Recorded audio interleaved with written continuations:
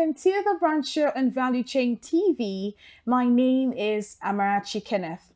The Brunch Show is a show that provokes conversations and brings you topical issues around the globe. And before I go into the itinerary for today, I just want to know how you're doing. I hope you're doing okay, because I'm doing okay. Thank you for asking. All right, to cut to the chase, on the itinerary for today, we have the pages, of course, and then we have the conversation. And on the conversation, we have a guest. We will be talking about the concept of the rule of law. And then we have entertainment and weird and trending, still part of entertainment. It will amaze you the things you'll see on weird and trending. I cannot wait to get to that point. But before we get to that point, please, let's just move with the pages. Now, I'll tell you what the pages are saying today. Now, on a Punch newspaper, it says 7 major marketers get approval to sell Dangote fuel. And moving away from the Punch to Independent newspaper, says consumers continue to groan under soaring price of medicine over 2 decades. Moving away from that, it says more multinational firms may exit Nigerian market in 2024, report is saying. Away from that headline to the Nation's newspaper, and on the Nation's newspaper says oil theft. Ship on test run arrested with 200,000 liters of stolen crude. We're grateful that the ship got arrested. I mean, imagine 200,000 liters of crude. That's a lot. Stay with me for the conversation after the break. Don't move a muscle. Be right back. Dear colleagues and industry partners, on behalf of the Federal Republic of Nigeria, I would like to invite you all to join us for the 7th edition of the Nigeria International Energy Summit 2024, Nigeria's premier and official oil and gas meeting due to take place in Abuja from February 26th to March 1st, 2024. NIES remains the only official industry trade event of the federal government with the approval of the Federal Executive Council. Being the first edition to be held under the current administration, the importance of NIES 2024 becomes even the more significant. The theme of the summit for this year's event is navigating the new energy world order, security, transition, and finance. It aims to match Africa's attractiveness to the right investment partnership while ensuring greater participation and engagement of indigenous businesses in the sector. Within the challenges of climate change and energy transition lie opportunities for a future where Nigeria's hydrocarbon resources play a central role in powering our nation, the African region, and the world at large, while at the same time safeguarding our environment. His Excellency Senator Bola Ahmed Tinubu, GCFR, President and Commander-in-Chief of the Armed Forces of the Federal Republic of Nigeria, will be the special guest of honor.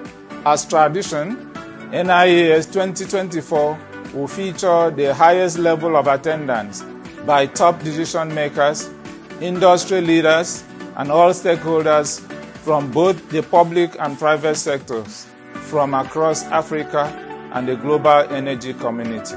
We'll be there to personally welcome you to the 7th edition of the Nigeria International Energy Summit 2024. Further details on the event will be obtained from its website. Thank you and welcome to the Nigeria International Energy Summit 2024.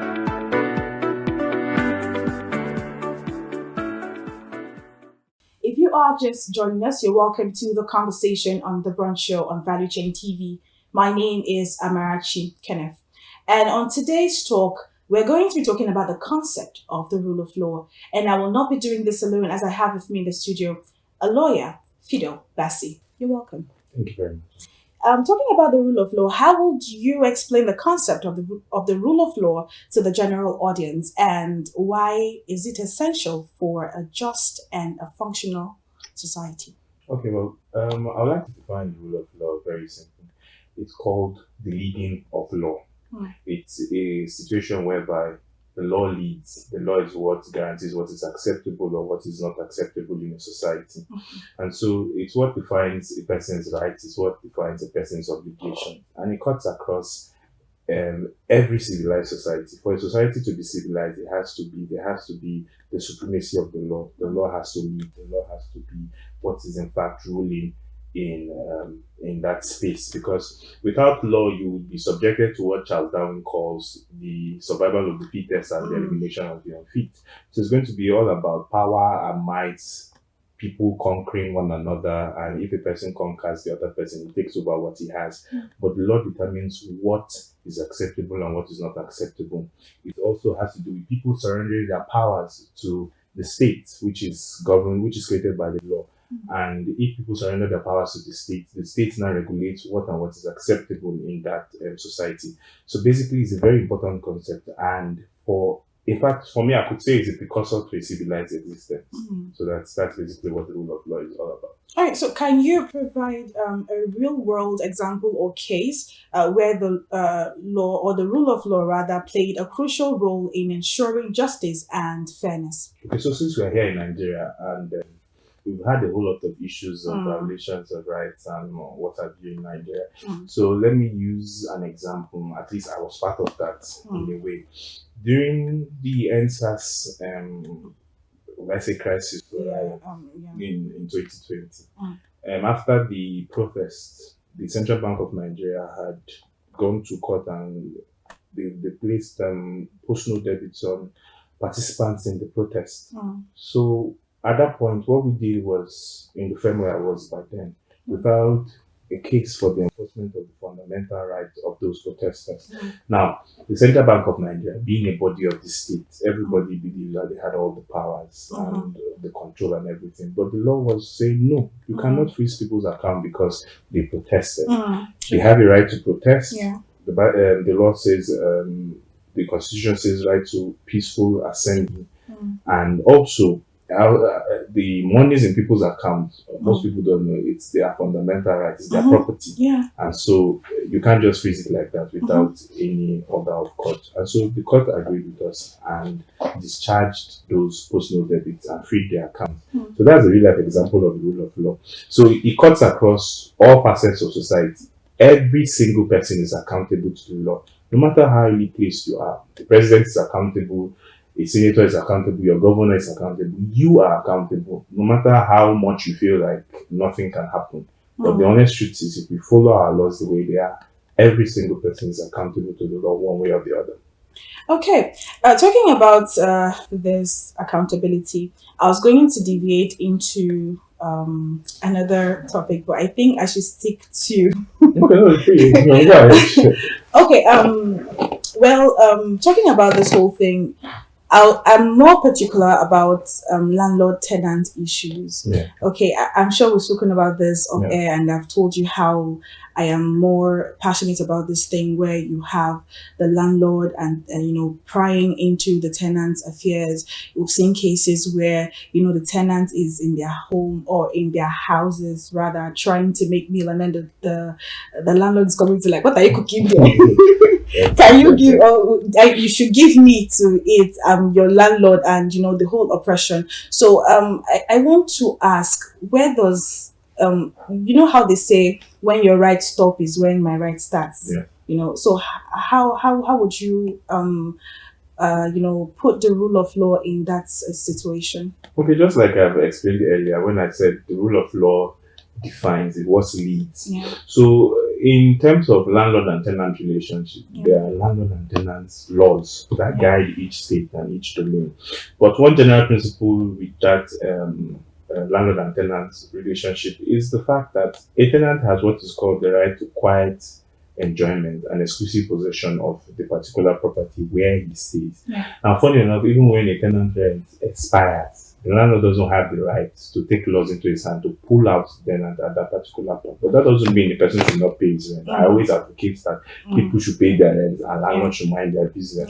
So before you go into any relationship, whether it's landlord-tenant, contractual, any relationship at all, as a human being in a society, a civilized society, you must seek to understand, what does the law say about this my relationship before you do anything. So as a landlord, it's good to educate yourself. What does the law say about me being a landlord? As a tenant, you need to understand, what does the law say about me being a tenant? So I've given you one quick one. The tenant has the right to exclusive quiet enjoyment of the property that is let out to him. So every tenant can even go to court to say, look, my landlord is disturbing me. tell him to stop disturbing you, Yeah. and the court can do that for you. But you see, because of time, I'll just leave it at that for landlord and tenant relationship. But one thing is key: people should understand what the law says about whatever they're doing before they get into it. Okay. Now, how does the rule of law contribute to maintaining a balance between individual rights and societal interest in your experience? Okay, yes. So, like I stated at the beginning, people submit their rights to the state. Mm. Once you're a member of a society, once you're a member of a country or any civilized organization, you submit your rights to the state and you admit to be governed by the laws of that particular place. Now, so if I give my rights to the state, it's the state that now defines what extent, that's the law, defines the extent to which I can go in enforcing my rights. Mm. And so if I have the right to freedom of movement, the law defines where exactly I can go, and can tell you this is where you should not go. Mm. If you have the right to life, it tells you how you should live. You shouldn't live at the expense of another person. You shouldn't live and kill another person. Yeah. Things like that. Yeah. So the rule of law maintains the balance in terms of what a person is and what a person can do. Mm. So it defines what you can, where you can go, what you can do, and the extent to which you can get things done. So once you have a situation where you do things as you like, that's a state of anarchy, and it's not acceptable in a civilized society. Okay. So, lastly, I'm going to ask, how do legal professionals, including yourself, work to uphold the rule of law in the face of evolving society, political and technological landscape? Okay, so the truth of the issue is, as a lawyer, most of the time, especially if you live here in Nigeria, almost every day people's rights are being violated. Mm. Almost every day, illegal things are happening. Mm. And it happens like that because, in a way, we are kind of very docile. We don't really pay more attention to what the law says and what we can actually do with the law. Most times, when you tell people that, do you know that you can actually do this as a human being? Do you know that this thing is not acceptable? They be like, they don't want trouble and the rest of them. Our systems are not so strong, and so most of the times people are very weary to go ahead with what they should do as legal as in respect of their rights. Yeah. But most of the time, we try to encourage people that look, you can enforce your rights. There are very many ways to enforce your rights, and whenever you feel like something is wrong or you feel like something has gone wrong with a particular thing, it's always good to get legal advice, and from there you will know what exactly you should do and how you should do it. So we help people enforce their rights. Okay. Yeah. Thank you so much. Thank you. It's been an amazing time here with you. I've learned so much, and thank you for educating us on the rule of law. We appreciate you. We hope to see you some other time. Thank you very much. Thank you for joining us on the conversation. Let's see some other time. Bye for now.